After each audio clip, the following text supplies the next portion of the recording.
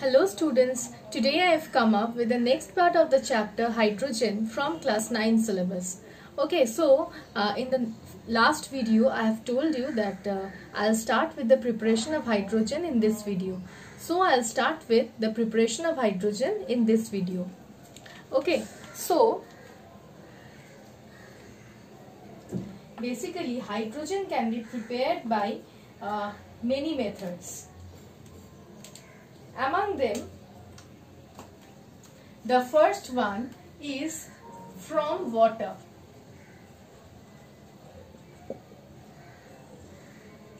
Now, we have studied the metal activity series. There we have known that potassium, sodium and calcium are the most reactive metals, followed by magnesium, aluminium, zinc, iron and the other metals after that. So, potassium reacts with water. I'll tell you the difference between the reactions. Sodium reacts with water, calcium, magnesium, zinc, aluminium and iron. All the metals will react with water at different conditions, not only water, boiling water, steam, depending on the metal we are using in order to form hydrogen. So, potassium, sodium and calcium, they are highly reactive metals. Hence, they will react with cold water. I'll balance the reactions at last. They will react with cold water to form the respective metal hydroxides and along with that hydrogen. I am balancing it at last.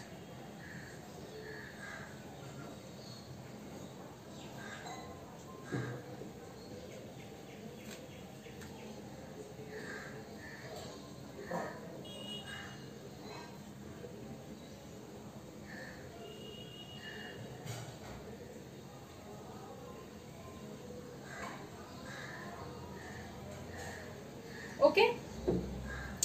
Now what is the difference between these three reactions? First is the reaction of potassium with cold water. Potassium is the most reactive metal. So potassium's reaction with cold water will be highly violent and exothermic. In fact, the heat that will be evolved in this reaction, that will ignite hydrogen. Hydrogen will be ignited by the heat evolved continuously from this reaction. The next reaction is with sodium. Sodium's reaction with cold water is also violent reaction, but it is not as violent or as vigorous as the reaction with potassium. Next is calcium. Calcium is reactive, I will say highly reactive, but not as reactive as potassium and sodium. So the reaction of calcium with cold water will not be that violent or will not be that vigorous. It will be slightly vigorous. But the problem is that calcium is expensive. So this reaction seldom occurs in the laboratory. Also, the laboratory preparation is something else, but still this reaction is not usually done for preparing hydrogen. Okay. Now I'll come to the next set. See, the next set of metals, they are not as reactive as these three metals. So they won't react with cold water to give you hydrogen.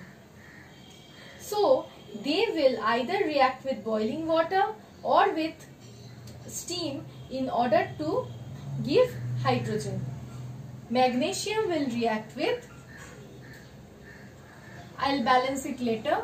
Magnesium will react with boiling water to give, now they will not give the respective hydroxides, but they will give the respective oxides along with that hydrogen.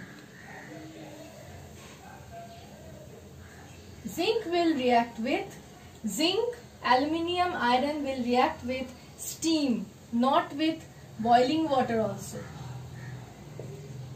I am balancing it later, okay? All the reactions I will balance at last.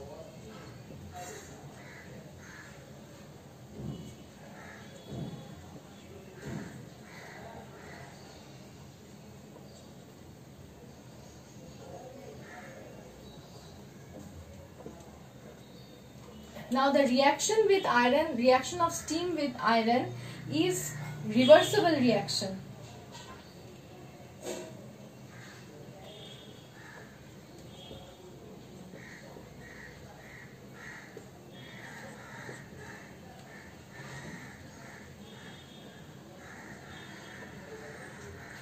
Now I will balance all the reactions.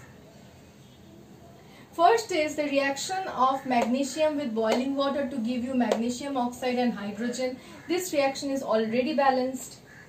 Next reaction is zinc with water, means steam, giving you zinc oxide and hydrogen. This reaction is already balanced. These two reactions need to be balanced. So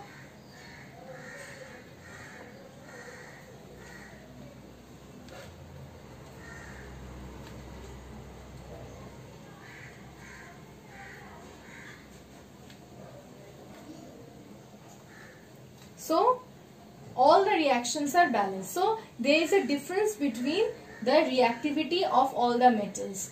Potassium, sodium, calcium will react with cold water to give you respective hydroxides and hydrogen, and these reactions also differ. Potassium's reaction is highly violent and exothermic. Sodium's reaction is comparatively less vigorous, and calcium's reaction is slightly vigorous. Magnesium, zinc, aluminium, iron, they cannot react with their reactivity is not that high. They cannot react with cold water to give you hydrogen.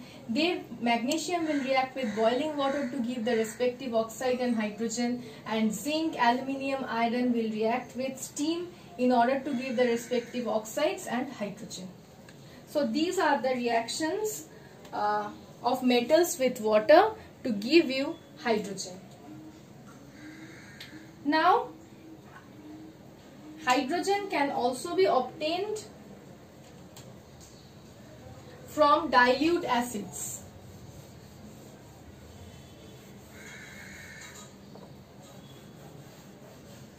Now see, potassium, sodium and calcium, I have told earlier also, and you have studied the metal activity series also, that they are highly reactive metals. So they will react with dilute hydrochloric acid and dilute sulfuric acid. Why we are not using dilute nitric acid, that I am explaining later part in the video. So problem is that their reaction with potassium, sodium and calcium's reaction with dilute acids is that much vigorous and that much violent and explosive in nature that these reactions are not at all feasible. So those reactions are not performed.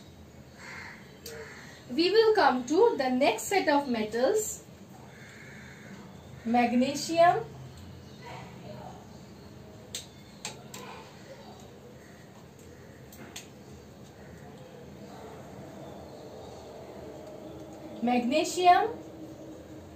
aluminium, zinc, iron. These are the next set of metals. See here acids, which acids we are using? Dilute hydrochloric acid and dilute sulfuric acid, not dilute nitric acid. Why? I will explain that later.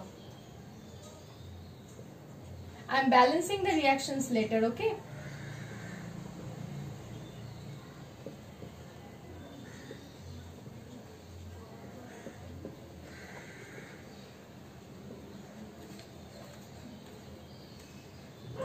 Remember to write dilute within brackets because concentrated acids cannot be used here. They will form the respective salts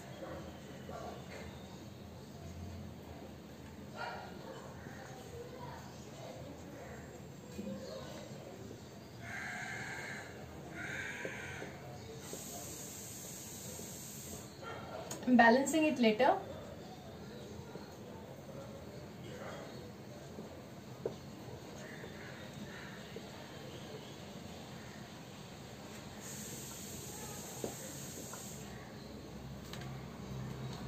Okay, so these are the reactions. See, magnesium, aluminium, zinc, iron, they react with dilute hydrochloric acid and dilute sulfuric acid to give the respective salts and along with that hydrogen. Now I'll just balance these reactions.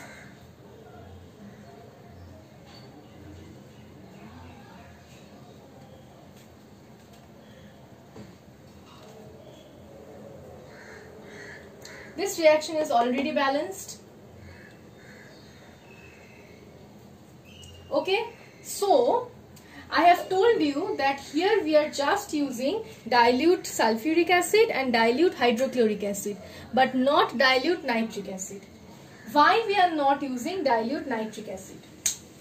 The reason behind that is nitric acid is a very strong oxidizing agent.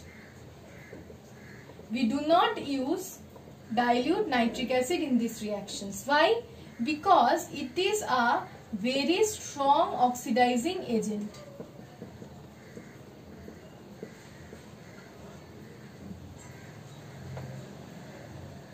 So what will it do? If it is a very strong oxidizing agent, then what is its function? What will it do? Generally, oxidizing agents oxidize substances. And how it oxidizes? They oxidize substances by decomposing to give nascent oxygen. What is nascent oxygen? Nascent oxygen is the element, means the atomic form of oxygen. Oxygen is basically molecule, oxygen molecule. So the atomic form of oxygen is known as nascent oxygen. They will prepare nascent oxygen, means decompose to form nascent oxygen, and this nascent oxygen will definitely oxidize hydrogen to water. It will definitely oxidize hydrogen to water, and we will not get oxygen, means hydrogen, sorry. It will definitely oxidize hydrogen to water and we will not get hydrogen. But here we are preparing hydrogen only. So if we do not get hydrogen, then what is the use of using such reagents?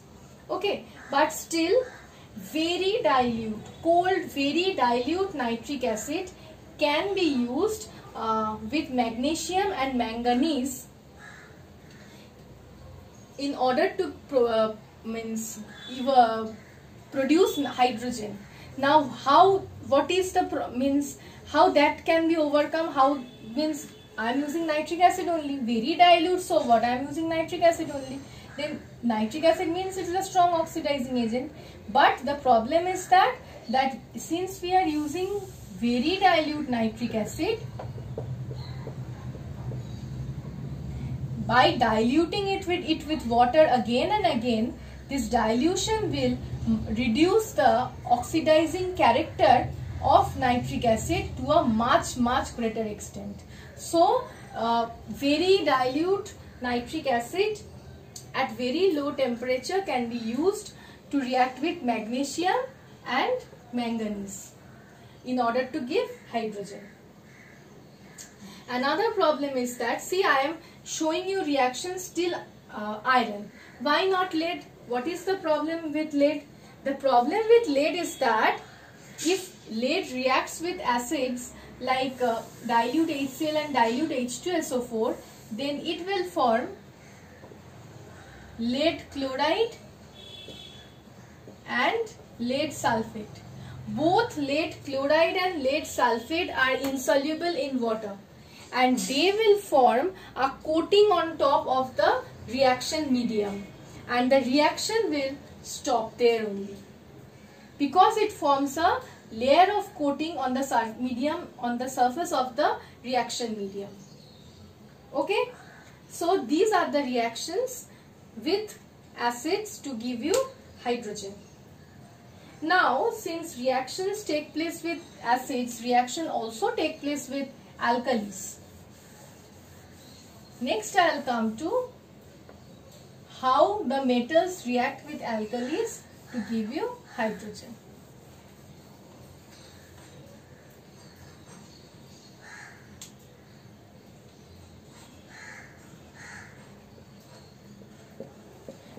for this reaction purposes, we will use hot concentrated alkali. Not only sodium hydroxide but potassium hydroxide as well, but it should be hot and concentrated. Okay, I'll show you the reaction of zinc, lead and aluminium. Only these three metals react with alkalis to give you hydrogen. Zinc, there are two reactions of zinc with two different alkalis. Lead, aluminium.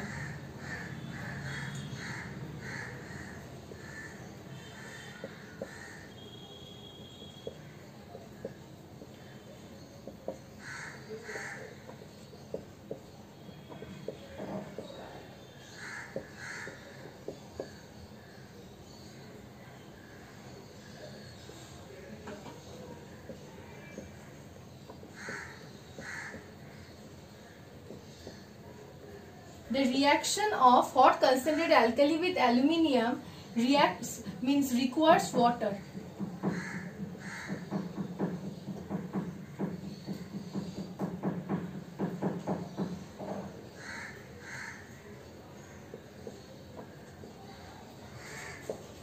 Now I'll write the products. The products are something different.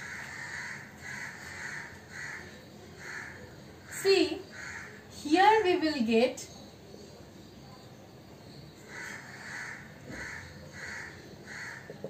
this product.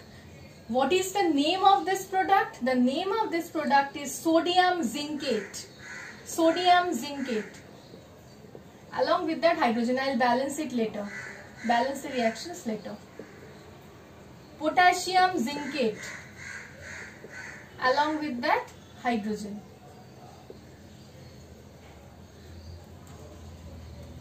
Sodium plumbite. Along with that hydrogen. Sodium aluminate. Along with that hydrogen. Look at the salts that are formed.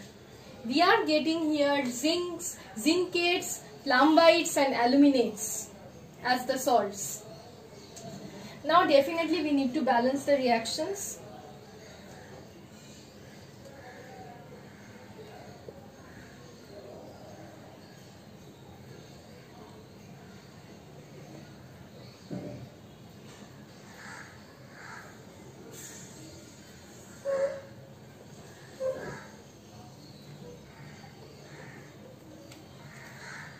Okay, so these are the reactions of these metals with hot concentrated alkali to give the respective salts and along with that hydrogen. Okay, so these are the general methods of preparation of hydrogen from metals using dilute acids, hot concentrated alkalis and different states of water. Okay, so in the next video I'll start with the laboratory preparation of hydrogen and I'll continue with the industrial preparation of hydrogen, that is Bosch process as well. Okay, so this video is up till this. Thank you.